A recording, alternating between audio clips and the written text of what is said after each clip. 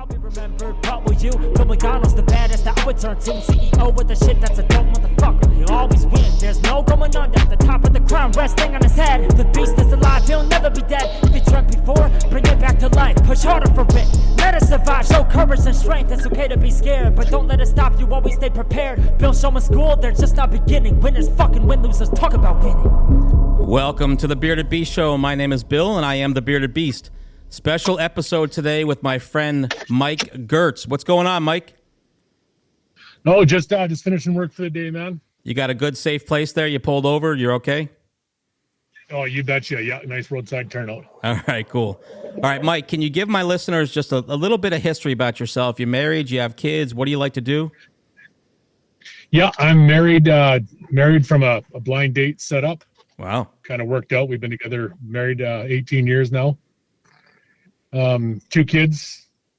Yeah, I'm a power lineman by trade. All right, so I had a question about the life of a power lineman. Okay. What exactly is it that you guys do? We build, maintain the power system. So we build 3-phase power line, single-phase power line, overhead, underground, transmission, like all the big towers you see. So do you get called if there's a power outage? Not here up in like where I'm at in Canada now, but I do come to the States every year. I've been doing that for the last 3 years. We come and do power restoration after hurricanes and major storms. Wow. So it's got to be pretty dangerous working with power lines, right? Yeah. It's a little joke, but we like to get you get 2 mistakes in this trade. One is signing up. That's pretty funny. All right, you mentioned something. You met your wife on a blind date. That's interesting to me. Yeah, I worked with a fella and his girlfriend had a friend. I didn't know what was happening. He was in a band.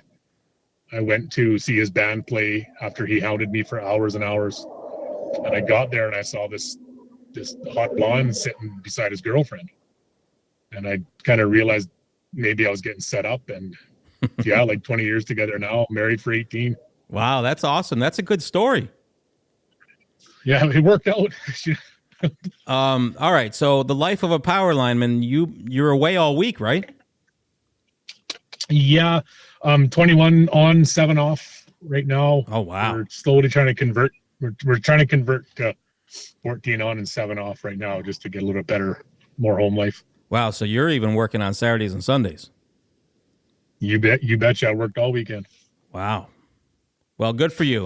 Congratulations. I'm proud of you. I'm proud of your story too.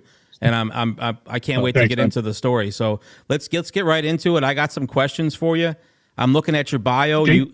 You jumped on a scale and you weighed 286. You didn't like that, did you? Not at all. It was disheartening when I got there. The problem that my issue was, what I really beat myself up for a long time on, was I didn't let that change my mind. I continued on that cycle for almost another year of, getting off work, eating like crap during the day, obviously, but then getting off work, having a 24-pack or a couple of 24-packs with the boys, going to the room at 10 or 11, ordering a pizza, lasagna, whatever. And I just continued that cycle for almost another year. And what got me to open my head and shake my head up is I needed new boots. So I went and bought some new work boots. I slipped them on in the store and just kind of felt them around. I said, oh, these will fit. And I got back to my room and I struggled to get them tied. I mean, I had to end up grabbing my pant leg, heaving my leg up into my inside of my calf just to get them kind of tied up onto the side, but loose enough that I could slip them on and off. So that's when I said to myself, the 286 wasn't enough, right? That didn't put you to a point in your mindset to say, I got to fix this. I mean, we all do this, right? We want to believe things aren't as bad as they really are. And I'm not saying that 286 for you was bad. I have no idea how you felt, but you didn't really realize the weight or how out of shape you possibly were as you were just doing your daily job, right? Yeah, and at that time I was managing an area contract. So I mean, I was in my truck, 8-10 hours a day. Oh wow. Driving, checking on emails, meetings. So I really wasn't out of the truck doing anything physical. So that could become very easy for someone to get out of shape, not realizing it, with not a lot of movement, right? Yeah. Not getting a lot of exercise. Yeah, that's right. All right, so I saw something interesting in your bio. When you couldn't tie your shoes, I found this really interesting. The exercises you started in a hotel room. Yeah. I couldn't, like I said, I couldn't bend over and touch my toes or even tie my boots properly. So I started sitting in the chair in the hotel room and then standing up. And then I would do that till I get, 10 times fairly easy. And in time I worked up to standing up without my hands on the arms. They'd be on my knees. And then I worked to the point where I could kind of rock myself up and stand up. I'm actually doing the movement as I'm telling you. And then I would rock up so I could do that. And then once I got good at like literally just sitting and standing without having to use the arms of the chair or my knees or holding on to something, that's when I said, okay, well, let's go out for a run. I was still, believe me, I was not even losing any weight at that point, and it was just brisk walking to start, like as fast as I could walk. And it would just be for a couple of street light to street light. And then I would slow it down and then pick it up and slow it down. And that went on for a couple of months. And then I started running. So did you measure your distance at all when you started? Did you have anything? The loop that I walked, there was two, where I was working was up in Fort McMurray, Alberta. There's two paths I took. One was, the first half is all downhill. And then the second half is uphill. And that was about 3 miles. Oh, wow. Round trip, go to the bottom and then back up. The other one was about 2 miles, and it was a nice casual kind of through the woods stroll. And that's the one I started on. Mm-hmm. Was this little loop. And when I got to the point where I could jog more than 5 or 6 streetlights, that's when I discovered this uphill deal. So when you first started, do you have any idea what the 2 mile loop maybe took you to do? Walking to start the Yeah. 2 mile loop, probably don't really remember. I'm gonna guess around 45 minutes. Okay. 45 to 50 minutes, because I labored. I didn't realize how much I had packing over top of the belt buckle. Yeah. Right, there was a lot there, and then I didn't really clean the diet up a lot either, and I was drinking we're linemen. That's what we do on the road is you drink to pass out, kind of just to go to sleep, right? But yep. Back when, but I started running, and that run, I'd get back from a run down that hill, up that hill, and the guys around back of the hotel, I'd be looking for my water to go to my room, and they'd hand me a beer. I was just going to ask you how it went over with the guys at the hotel. And I'd grab a beer, I'd slam a beer with them. 1 turned into 6 turned into 10. Now it's 12. I haven't had any water since a 3 mile run. Yep. I'm trying to do conversions in my head because I'm Canadian. So it's 5K, roughly 3 miles. Yep. Pretty much. Yep. So, yeah. And then, like I said, most of the time they're all right. It depended on what door of the hotel I went out. I could get back, get showered, get water in me. Yeah. But if they happen to catch me, and I didn't need an excuse to drink back then. So did none of them joined in with you and decided that they would start exercising themselves? A couple of them tried, but the beers of the boys was always more important. But you got yourself to a point where you were doing some Spartan stuff, right? Yeah, and that was all in that first year when I was transformed. That first transformation, I had heard about the Spartan race. So I started Googling it and watching videos, and I thought, man, that is crazy. And right around the same time, a friend of mine was diagnosed with type 2 diabetes, and his cousin or relative had ran one, and he wanted to do one. So I said, yeah, let's go. Let's do one. Why not? How'd that go? So I went, and I wanted to quit. I remember I was I don't know how far from the end, maybe 20-minute light jog from the finish line, a couple of obstacles left to do. And I remember just being down on my haunches and wanting to quit, hating life, hating everything. And just a random stranger in the race said, "What are you doing?" I said, "I'm quitting. I'm looking for the medical cart." They said, "You're not quitting. Stand up. I'll walk with you." And then that person walked with me, and we started getting faster. And then someone else would stop and join and talk for a bit. And before I knew it, I had 3 or 4 people walking with me, and we all started. We run a little bit and come back a little bit, and it became to the point where, yeah, I ran that race. We ran the rest of the way, probably the last 10 minutes, and you without finished stopping. And I finished, it was an amazing feeling that I did it. I wanted to quit. Right. So much better. I'm sure looking back on it now, you're glad those people came along, right? And you didn't quit. Yeah. And I fell in love with that sport. I mean, I ran 3 or 4 trifectas in the next couple of years. The sprint, the super, and the beast. Yeah, we ran up and down mountains. That stuff's that's incredible. I give you credit for doing that. I've never done one myself. I want to, but I gotta hit some training a little bit before I start that. Yeah, they're crazy fun. All right, so you got yourself to a good point, right? You got yourself to a point where you were moving around, exercising. You're doing some of these Spartan things. Looks like you did some CrossFit stuff. That came after. The CrossFit came after my fall back down the hole. All right, so let's go back a second then. So you did the Spartan races. So did COVID hit first or after the spiral back down the hole? COVID was during the spiral. Okay. So did you get COVID yourself?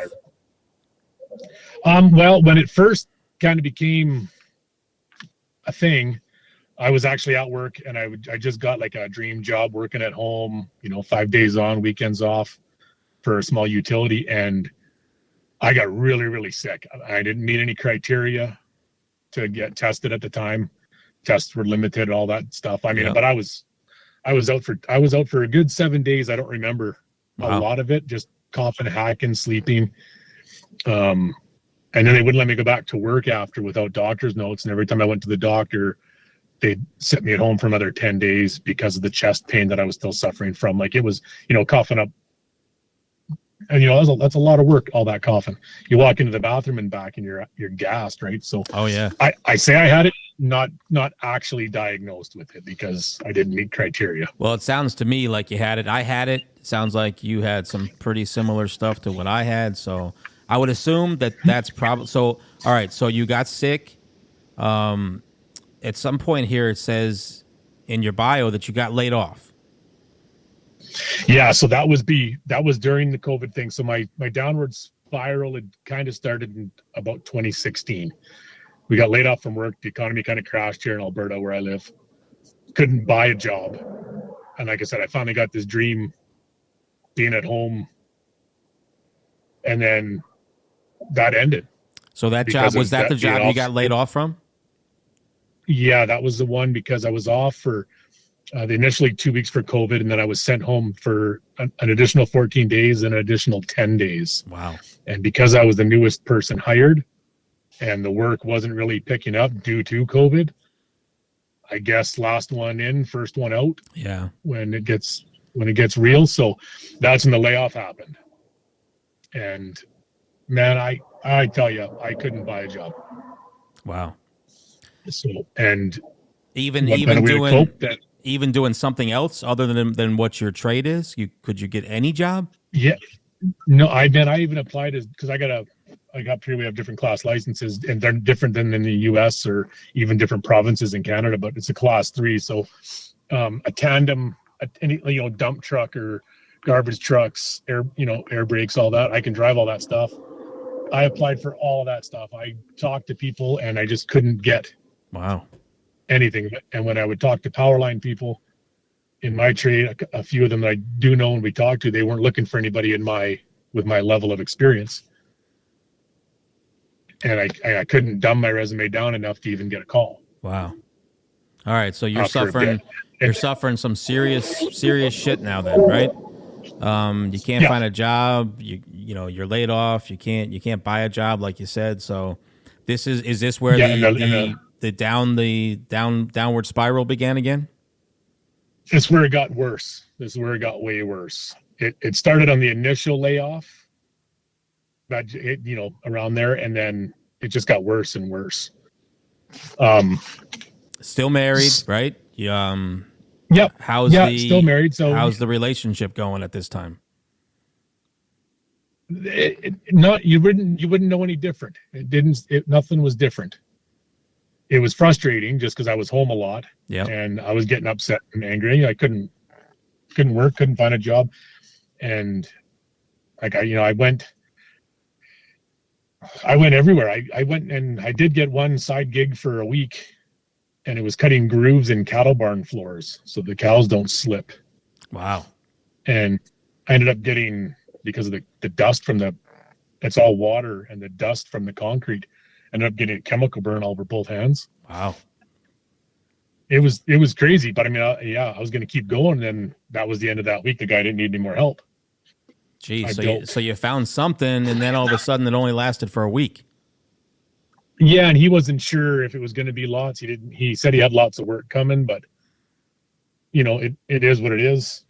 And the only reason I asked you how the relationship wasn't anything to do, actually with you and your wife. I personally don't know either one of you, but as men, we really struggle when we feel we can't provide for our family, right? Yeah, but I had a good savings account. Okay. All right. Good. I had good savings. So that's good. You're smart that way. A lot of people, I got to tell you, Mike, aren't. But that's the key word there was had. All right. So you burned through it. You had to use it, right? Yeah. So it says here you ended up doing some hurricane power restoration stuff in Lake Charles. Yeah, I got called. That was the first year of COVID there. I got called, and Buddy said, "Hey, have you ever done hurricanes?" I said, "No." "Would you want to go?" I said, "Yeah, I'd love to, man. Like I'm crying for work." So we went down to Lake Charles for Hurricane Laura. How long did that last? And we were there for just about 3 weeks there, and I ended up talking to some guys from the U.S. and I'd forwarded my resume to them. And when our crews got released from that project or from that restoration, it was not because the power was back on, but we didn't have enough material to keep building. So they let a bunch of crews go while other crews stayed and worked with the material that was ready to enter, to get the power flowing back in. So I was going to leave, and a guy from the U.S., he called me and said, "I can't let a guy with your experience leave."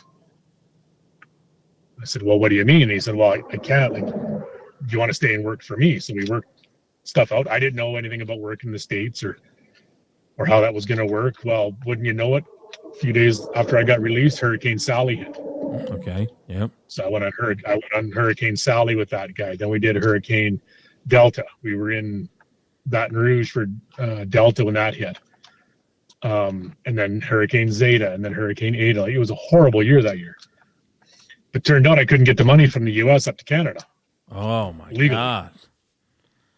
Wow. And yeah, it was. So you couldn't send any of this money back home. That's what you're saying, right?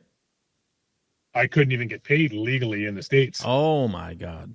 So essentially, it was volunteer. But it didn't end up being volunteer, right? Did you get paid? No.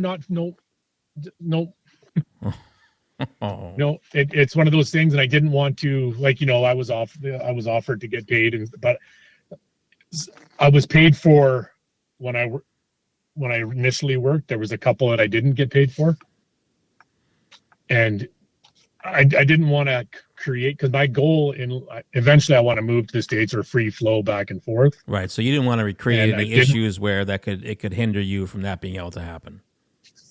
No, not at all. Right. Not at all. So, yeah, I came back up here. I did that. But when you're not hurricaning and you get back home, there's weeks and months. Like after that summer, there was, weeks and months without work. Wow. And then, so what do? You sit in the garage and that, why not have a beer? So you got back on the bottle again, like it says. You threw the diet out the window. You got on the scale. It said you weighed 248. That was, because I was down to about 215, 220 and in pretty good shape. All right. That was my next question. And what had you gotten yourself down to? Yeah, that's what I was at. And then after the hurricane and drinking and eating like crap and kind of had a garage gym, I ended up selling off all my gym equipment and essentially just, paying off a bill or whatever with it and then buying beer, and for me, a 15 pack wasn't enough. If I was going to drink, I was buying 2 15 packs. And up here, is that like pretty expensive? Is that like a night? Oh yeah. Yeah.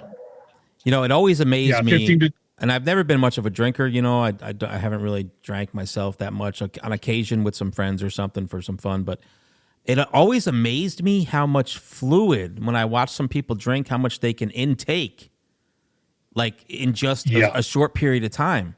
Like I couldn't drink 18 bottles of water, even in a day, let alone in the period of time that some people drink, to be honest. No, and I don't know how it happened, but it just kind of turned into that. It just morphed into this. Hey, you want a couple of beers? Sure, I'd go grab 2 15 packs. My wife would have some with me. Yeah. She would drink we'd drink, but I mean, she would have 5 or 6 and I would crush 15, right? Wow. She might have 8. And I would, not most of the time we'd wake up in the morning and there's 1 or 2 beers left in the fridge. And how did you feel the next day? Were you okay? Well, the problem is I didn't really get hangovers. Oh, okay. I was a little tired because I was up late, obviously, but come around 8, 9 o'clock, I was up, footloose, fancy free, cooking breakfast, doing things, carry on a regular day. Somebody else wouldn't even be getting out of bed. Yeah. But I kind of, saturated myself with it for so long. Yeah, I guess your body can build like an immunity to it, right? Yeah. And so what happened when I got on the scale at 248, it was 248.6. Yep. And I thought, man, here we go again. Yeah, that's got to be what you're thinking, right? Because you're heading in the wrong direction. Yeah. And I said to myself, like, man, okay, we gotta really start getting a handle on this, getting a handle on it. So I went and I reconfigured my garage and got my gym mats back down, put the pull-up bar back on the wall, and a little bit of weights that I did have left that I didn't sell off. And I was I swept and I was mopping the floor. My wife took a video of me mopping the floor for Snapchat, and just the tag on it was he's hired or some weird tagline on it. Oh, because you were mopping. And she sent it. Yeah. And she sent it to me. And I looked at that person mopping and I did not recognize him. I looked at her and I said, is that what you see when you look at me? Like, is that what you see? And she said, yeah, why? What's wrong? I'm like, that is absolutely disgusting. Well, we're not going to hear that from them though, right? No, because the people, that is disgusting, and no fault of their own, but the people who love us don't want to hurt our feelings, right? So they kind of just tell us what we want to hear instead of what we need to hear. But I would prefer they tell us what we need to hear, right? Yeah, and her famous line is, "Well, you wear it so well." That was, that's the famous line from her. Well, you wear it well, I don't even notice. Yeah. So I came to work for a shift at work. And then during that shift, a friend that I graduated high school with, she had passed away. And I went home on the weekend, just 3 days off in the middle of the shift to go to the funeral. I got home from the night of the funeral and we drank till that had to be 4 o'clock in the morning. And that, as I was drinking that night, and it was about 3:30, 4 o'clock, and everybody was leaving, my wife and I were going to bed, I had this weird personal epiphany. And we probably heard the line 1,000 times, but it didn't mean anything to me until that night. Even as drunk as I was, I don't like the person that's drinking. Like, I'm okay for a couple of beers, but then I turn into a different person, and that motherfucker, that guy can drink. Wow. Yeah. And people do say that, right? Yeah. And I don't like that guy. So I woke up that next morning. That was January 14th was the funeral, I believe. So January 15th would have been my first day with no booze. And I said, that's it. I'm done. No more drinking. And that I didn't tell anybody. I just, in my head, I'm not doing it. If someone offered me a beer, even at work, to go for beer, no, I'm good. I got a competition with a buddy over in Saskatchewan. We're going to try not to drink for a year, just so I didn't get grilled on why I want to go sober, because it was still an internal struggle for me. So was it you wanting to go sober? Was that to get you back on track for your health and fitness, or you just didn't like the guy that you were when you drank, or both? Both, 100% both. And I had bought in a book. I guess it's always been in the back of my head. I bought this book. It's called Eat for Life. Not that I'm giving them a plug or anything. I bought it just on a whim. My son was at Chapters getting some books, so I just grabbed this one. It was just called Eat for Life, and I started reading it after I'd quit drinking. It kind of just sat there and never was opened. I've only read probably a third of the book, maybe. Mm-hmm. But I'd stopped on this one page, and it had then the author, and I can't remember his name off the top of my head. He lists food. He categorizes food as a score, like what's phytonutrients, micronutrients, macros, everything, but what's better for you and what's worse for you on these 2 pages. Yeah. And I just said to myself, okay, everything on the good side of the page where everything has an actual score, I'm just going to eat that stuff and see what happens. And obviously start working out a lot heavier. I was moving, I was in a gym, but I wasn't really giving her, if you know what I mean. Oh yeah. I was just kind of going through the motions. So I said, I'm just going to eat the stuff on this page. I didn't read any recipes in the back of the book, none of that. It just said, okay, kale, spinach, cooked mushrooms, raw onions, that kind of stuff. So I just started eating that, throwing together different combinations. And the book kind of wants you to go vegan. Yeah. But I'm an Alberta boy. We're beef eaters, meat eaters. So, like I said, I'm loosely following that book. The only thing I'm altering on is the beef and the turkey and the chicken. All right. So how long has that been? Since January 15th, 16th is when I started the diet. Probably the 16th I started the diet. And I don't say diet. It's more of just changing my food. And how has that been going for you? Are you heading in the right direction? Do you see progress? Last time I got on the scale, I was 219. Oh, well, okay. So how often do you weigh yourself? Once every time I go home, maybe, if I remember. So not a daily thing. You don't do it that way, right? I did it one day at home just to see, and I woke up in the morning, I was 221. At noon, I was 220, and at the end of the day, I was 224. Okay, so it just depends on what you're intaking, how much water you have. Right, it can fluctuate so when I do weigh myself.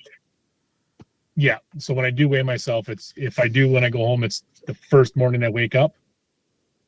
That's when I weigh it, and then I don't get back on that thing. And in all honesty, how have you really stuck to that page? Absolutely. Because I have a gluten intolerance too, and I love bread. My mother's Italian, so pasta, breads, all that. Some of my favorites. I have an intolerance. So I've learned how to make to kind of substitute with that, like a rice flour flatbread, if you will. Oh, okay. How's that? You got to add some seasoning to it to make it really palatable, but it's not bad. And I only actually have that maybe once a week. Okay. So give me an idea. You go back to your hotel room at night right after working. What is a meal that Mike would make? What does it look like? A very common one would be the $10 ground turkey tubes. Yep. I throw that in a frying pan, no oil, no anything. I just smush it all up and get it cooking. I make my own no salt rub. Like a beef rub, and I just like a seasoning, and I just douse it with that, and I cook that right up. Just as that's finished cooking, I dump in 3 or 4 leaves of chopped kale, cabbage. It could be Yeah, any kind of cabbage, red cabbage, green cabbage. I think it's called Chinese cabbage, or I can't remember the actual name of it. Yep. On the store here, it's called Chinese cabbage. Dump that in, bok choy. And then just when that stuff's all cooking, celery. And then when that's all kind of getting soft, then I'll dump spinach on top of it. Okay. And then wilt the spinach down with it and mix it all together. And then with that whole pan, I have one little bowl, probably the size of a fist worth, maybe a fist and a bit. Then the rest is separated into two for in the morning at 10 o'clock and then in the afternoon around 3 o'clock. Okay, that's what I was going to ask you. So you must be eating at other times during the day too, because that's not a lot to have for like a dinner. Yeah. No, so I've had that. Plus I have my breakfast, and the breakfast consists of, 2 eggs and a bowl of my little Greek yogurt, peanut butter, and honey concoction. Okay, my downfall, I always get hungry at night. Do you get hungry after eating that? I did for the first couple of weeks on this little diet change, and I was so tired. I don't know how to explain the fatigue, because we work 12-hour shifts out here. Okay. I'd get back to the hotel, I'd change, I'd go to the gym. I'm at the gym for about an hour, so it's an hour and a half basically from the time I leave the apartment until I get back, and then I eat. But I was so fatigued and so tired, like my strength was down, everything was down, and I didn't know if I was doing the right thing. But I wanted to commit to this book, give it at least 30 days to see. Yep. What this did, and somewhere in that third week, I don't know what happened, but a switch got turned on. I mean, energy levels. I guess they say it takes your body, anywhere from 10 to 14 days to adjust to something new, and then. Because people will do this, they'll end up still being hungry. So you weren't hungry enough, but you were tired enough that the hunger didn't keep you up. Exactly. So you would crash because you had worked so much, and this was a big change for your body. So it was adapting to everything that you kind of crashed, went to sleep. Crashed and out. And now prior to doing this, no alcohol and this food program, I've suffered insomnia since I was about 12, 13 years old. Average 2 to 3 hours of broken sleep a night. Oh, wow. Sometimes 4. Never in a row though, right? Yep. So right around and I was sleeping with that first 2 weeks, and then all of a sudden that switch went off. Another issue I'd had for majority, as long as I can remember, is chronic diarrhea, and I didn't want to gross anybody out, but example, I could have a Big Mac. Yep. And not to get into too many details, but 30 to 40 minutes later, the sesame seeds were floating in the water in the toilet. So did you believe you had digestive issues? I'd been tested for Crohn's, colitis. They put cameras up me and down me and taken biopsies of, I think, everywhere in that track. And nothing come back. They just said, that's the last doctor I saw said, that just might be your normal. And same as the sleep doctors, that might just be your normal. So has that changed? I have not had a runny poo for 2 months now, at least 2 months. Wow, that's great. And I'm sleeping, and my sleep tracker, I average 5.5 to 6 hours of deep sleep a night now. Okay, so that's much better. So this is showing people that, you can make an adjustment to your diet, and it can change a lot of other things for your body. Yeah. So what about your energy levels? Energy's through the, like I said, I don't have a hard time getting up in the morning and you're ready to roll when you get out of bed. Yeah, I hit the snooze once, and just for that 9-minute countdown, it's literally just a contest to see if I can actually fall back asleep. Wow. For that 9 minutes. And usually I'm up and there's 3 or 4 minutes left on the clock before the second alarm goes off. Wow, that's great, Mike. I'm really proud of you what you've done. I'm hoping a lot of people who listen to this understand that there's always another option to, no matter how bad you think things are or how bad off you think you are. I mean, you went 286, right? You had to decide. I mean, that sounds like a goal. That sounds like a spot where nobody even wants to start from, right? You think to yourself, how am I going to start? I'm so far out of whack. But you got to start somewhere, regardless of where you're at. You got to start. If you don't start, you're never going to get anywhere, right? And that was it. Where do I start? And if you didn't start, where would you be? Would you be 350? Possibly. Like I'm 6'1", so I mean, I guess I wore it well. Yeah, I mean, taller, yeah. But I mean, you know, I often tell people this, that regardless of where you are, time is still going to pass by. So do you want to spend the next 6 months of your life doing the same thing you were doing? Because the 6 months is gonna go regardless, right? We can't just say, I don't feel good today, so let's pause time. We'll restart time. The days are going to keep coming. Right, they're going to keep coming. They're going to keep passing us by. And when we look 6 months back, we could have made so much progress if we just started. But people get afraid to start. Yeah. Yeah. Well, even this last belt when I was 248, my 36 waist jeans were tight. A lot of ones I put on, I wouldn't do the button up and just the belt. So did you know in your mind that things had slipped backwards? Oh yeah, because I mean, so when I talk about that 15 plus beers a night, that wasn't once a week. That was 3 to 4 times a week. Okay. So you know, I had a question that you put down, and it was why did I let myself go again? Do you have any idea why? I mean, I know you were going through a lot, but you knew where you had come from, right? You had worked through so much adversity already with where you had started and where you had gotten to, that I'm interested to hear the answer to that question of why you just let yourself go back. Over the last little bit, I've come to that realization. I give up on me. I literally gave up. You know, you talk to everybody you know in the trade and nobody's hiring, or anywhere else. I couldn't do anything, and I just felt like I was. And I did beat myself up a lot, and I probably read into a lot of those conversations that weren't directed the way I took them, or weren't meant the way that I took it.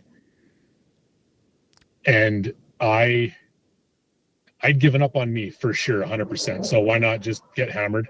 When actually, I'm a fun guy. When actually no one else had. Exactly. Right. But you listen to my show, so I talk about it from time to time, but we are our own worst enemies, right? You wouldn't let me talk to you. If I was standing in front of you, Mike, regardless if I'm your friend or not, right? And we're having a conversation, and we got similar beards, by the way. So, you know, I like your beard. It's got a name. But I am the bearded beast, just so you understand. You can't steal that from me, okay? No, my beard is named Nevin, so it's Nevin the Beard. All right, we're going to get into that in a second, how that name came up. But if I'm standing in front of you and we're having a conversation, you're not going to let me talk to you and say the things to you that you're going to say to yourself, right? You'd want to punch me in the face. Yep.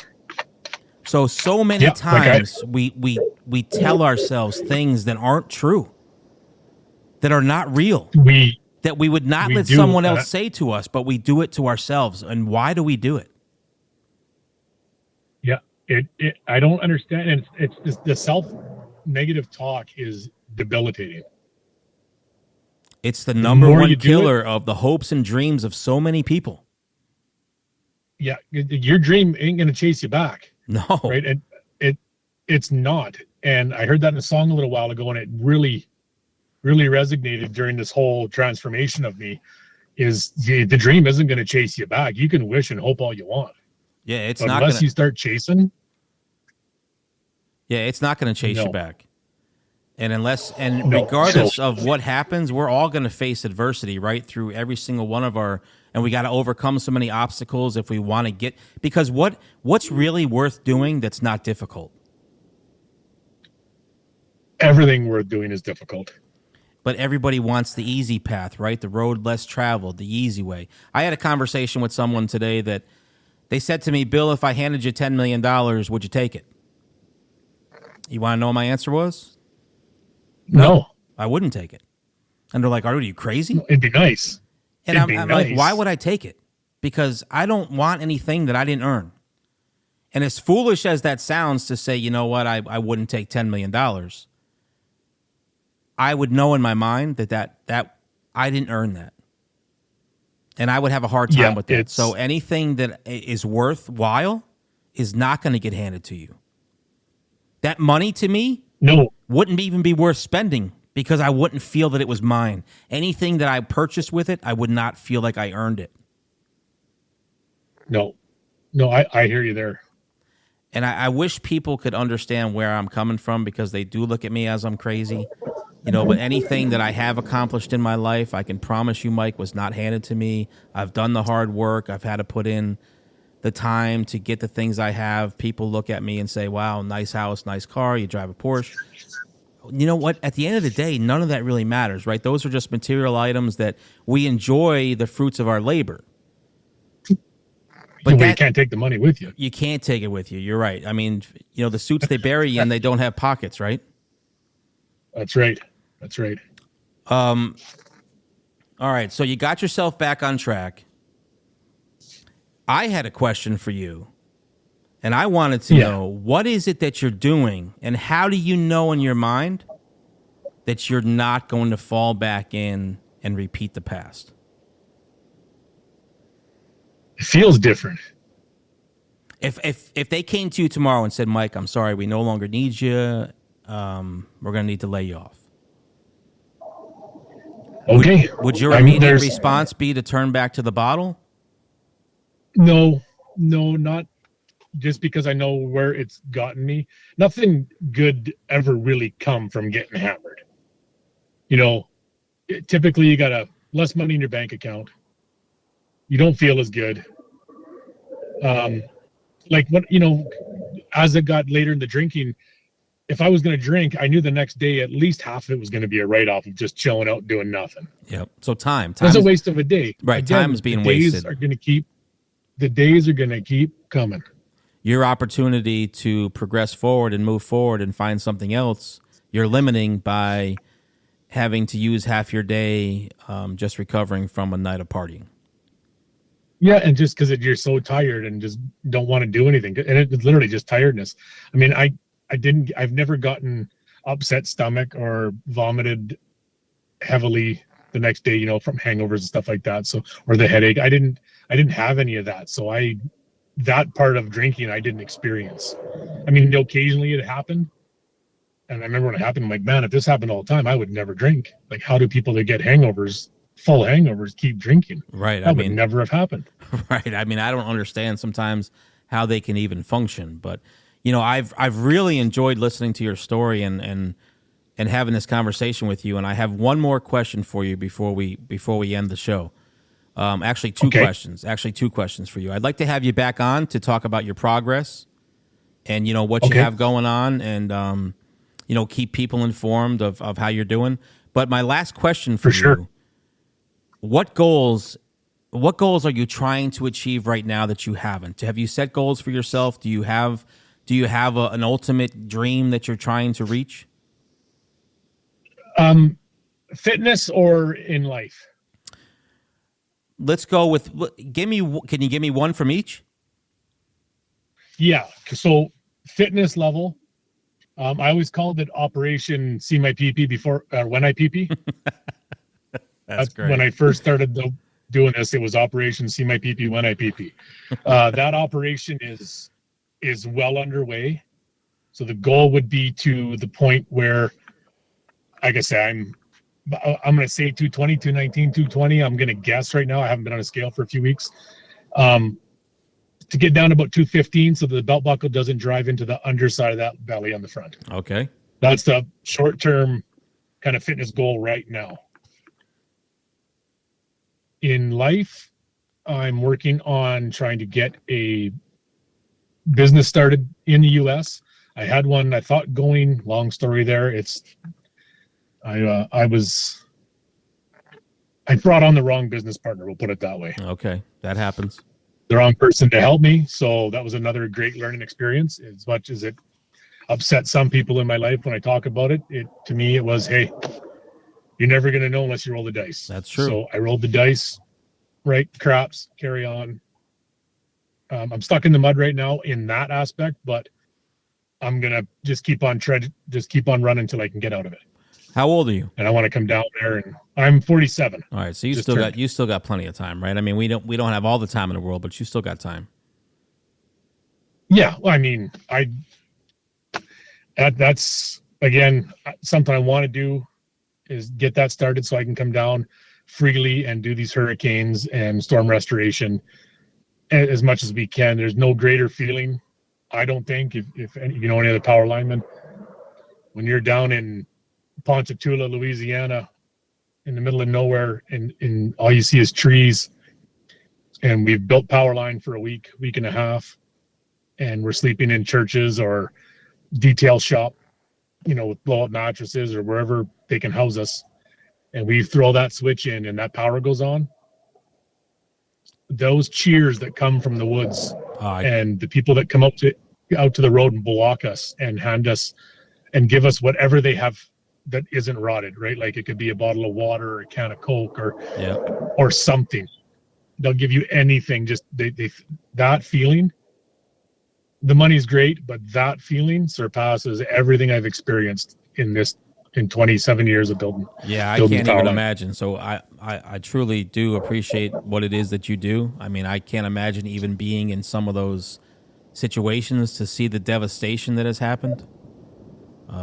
It's crazy.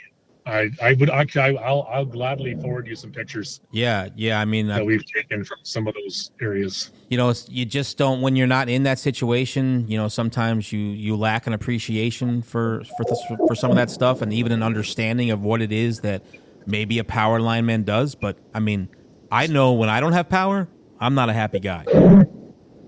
No, and we had power out for an hour at my house a little while ago, and you know, my kids were frustrated. My wife, I was just laughing. I said, guys, like, relax. It's not, you know, here Celsius, so it's not 35, 40 degrees. Right. So what is that, about 100, 105? And I said, there's no humidity here. Go outside.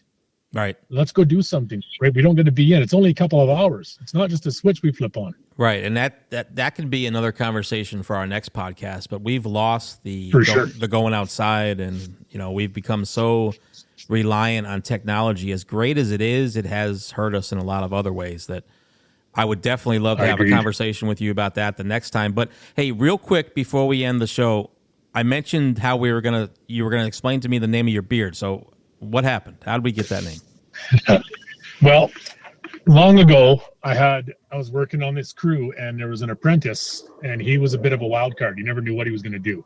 And that is literally another half an hour discussion. Just this guy, his name was Blake. And he walked up to me one day after his many, many things he did just to make you shake your head. He walked up to me. I just started growing the beard, and he walked up and said, "Hey, Nevin, when you see Mike, can you let him know that we got to start framing that next pole?" And I looked him square in the eyes and I said, "Blake, I'm Mike." And he said, "I was talking to your fucking beard." That's where Nevin came from. Yeah. So that's it's kind of stuck. That's a good story. Ever since. All right. So our next podcast, we got to talk about technology, and we're gonna go over some stories that you have from being a power lineman. How's that sound? Sure, that sounds great. All right, I'll be in touch with you, and we'll get that scheduled. Again, I apologize for having to reschedule a little bit on you. This show will be going live in about 15 minutes. You'll be able to access it. I'll send you a personal link if you like, but you can access it from everywhere that you always access my podcast, but it'll be ready to roll in about 15 minutes. Oh, it sounds great. Awesome. All right, my friend. I appreciate you coming on and talking with me and sharing your story for everyone, because everybody needs to understand that as dark as it seems, right, you're not done. There's other opportunities. There's opportunities for you every day. There's other sides to the story besides just burying your head in the sand and telling yourself all those horrible things, right? I mean, we got other options. Yeah, I did it for too long, and if a small town Alberta boy like me can whip his own ass and pull his head out of the sand, I'm telling you, man. Yeah, you sent me some photos and videos, man. You look good. Well, thank you. Keep rolling, brother. And you know, we'll be checking in with you, getting you back on, and we'll be going over your progress and having some fun. I got some fun questions to ask you the next time too. That'll be perfect. I look forward to it. All right, my friend. You have a good night. God bless you, and we'll talk soon. You bet, Bill. Thank you, bud. Thanks, Mike. I'll be remembered, but will you? Bill McDonald's the baddest that I would turn to. CEO with the shit that's a dope motherfucker. He'll always win, there's no going under. The top of the crown resting on his head. The beast is alive, he'll never be dead. If he dreamt before, bring it back to life. Push harder for it, let us survive. Show courage and strength, it's okay to be scared, but don't let it stop you, always stay prepared. Bill Showman School, they're just not beginning. Winners fucking win, losers talk about winning.